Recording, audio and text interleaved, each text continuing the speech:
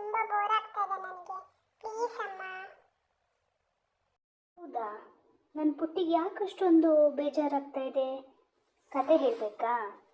ಸರಿ ಮಗಳೇ, ಹೇಳು, ಕೇಳ್ತೀನಿ. ಕತೆ ಹೇಳಾದ್ಮೇಲೆ ಊಟ ಮಾಡಬೇಕು, ಆಯಿತಾ? ಸರಿ ಅಮ್ಮ ಅಂತ ಹೇಳ್ಬಿಟ್ಟು ಓಡೋಗ್ಬಿಟ್ಟು ಆಟ ಆಡೋದಲ್ಲ, ಆಯಿತಾ? ಹೇಳು. ಸರಿ, ಕತೆ ಕೇಳು. ಒಂದಾನೊಂದು ಹಳ್ಳಿಯಲ್ಲಿ ಶುದ್ಧ ಪಟ ಎಂಬ ಹೆಸರಿನ ಒಬ್ಬ ಅಗಸನಿದ್ದನು. ಆತನು ಒಂದು ಕತ್ತೆಯನ್ನು ಸಾಕಿದ್ದನು. ಆ ಕತ್ತೆಯು ತಿನ್ನಲಿಕ್ಕೆ ಮೇವಲಿಕ್ಕೆ ಬಡಕಲಾಗಿದ್ದಿತು. ತಿನ್ನಕ್ಕೆ ಮೇವಿಲ್ಲದೆ ಬಡಕಲಾಗಿದ್ದಿತು ಕತ್ತೆ. ಒಮ್ಮೆ ಕತ್ತೆಗಾಗಿ ಹುಲ್ಲನ್ನು ತರುವ ಸಲುವಾಗಿ ಅಗಸನು ಕಾಡಿಗೆ ಹೊರಟನು. ಆ ಕಾಡಿನೊಳು ಒಂದು ಹುಲಿಯು ಸತ್ತು ಬಿದ್ದಿರುವುದನ್ನು ಕಂಡು ಹುಲಿಯ ಚರ್ಮವನ್ನು ತಂದು ತನ್ನ ಕತ್ತೆಗೆ ಹೊದಿಸಿ ಬೇರೆಯವರ ಹೊಲಗಳಲ್ಲಿ ಮೇಯಲೆಂದು ಬಿಟ್ಟನು. ಹೀಗೆ ಹಲವಾರು ದಿನಗಳವರೆಗೆ ಕತ್ತೆಗೆ ಮೇಯಲಿಕ್ಕೆ ಸಮೃದ್ಧವಾದ ಆಹಾರವು ದೊರಕಿತು.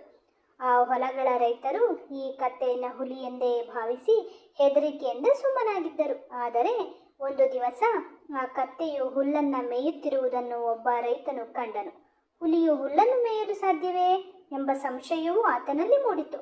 ಅಷ್ಟರಲ್ಲಿಯೇ ಆ ಕತ್ತೆಯು ಹೆಣ್ಣು ಕತ್ತೆಯೊಂದರ ದನಿಯನ್ನು ಕೇಳಿ ಅರಚಿಕೊಳ್ಳಲು ಆರಂಭಿಸಿತು. ಆಗ ರೈತನಿಗೆ ಸಂಶಯವೂ ಖಾತ್ರಿಯಾಯಿತು. ಆಗ ಸುತ್ತಮುತ್ತಲವರೆಲ್ಲರೂ ಸೇರಿ ಆ ಕತ್ತೆಯನ್ನು ಬಡಿದು ಕೊಂದು ಹಾಕಿದರು. ಇದರಿಂದ ನಮ್ಗೆ ಏನು ನೀತಿ ತಿಳಿತು ಗೊತ್ತೇ? ವೇಷ ಬದಲಾದರೂ ಸ್ವಭಾವವೂ ಬದಲಾಗದು.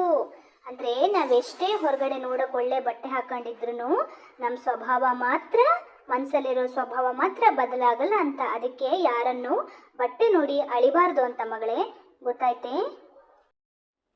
ಗೊತ್ತಾಯ್ತಮ್ಮ. ಕತೆ ತುಂಬ ಚೆನ್ನಾಗಿತ್ತು. Thank you. ನಾನಿನ್ನು ಹೋಗಿ ಬರಲಾ ಆಟ ಆಡೋಕ್ಕೆ? ಅದಕ್ಕೆ ಪುಟ್ಟಿ ನಾನು ಹೇಳಿದ್ದು, ನೀನೀಗ ಮಾಡ್ತೀಯ ನನಗೆ ಮೋಸ ಅಂತೇಳಿ. ಸಾಕು ಆಟ, ಬಾ.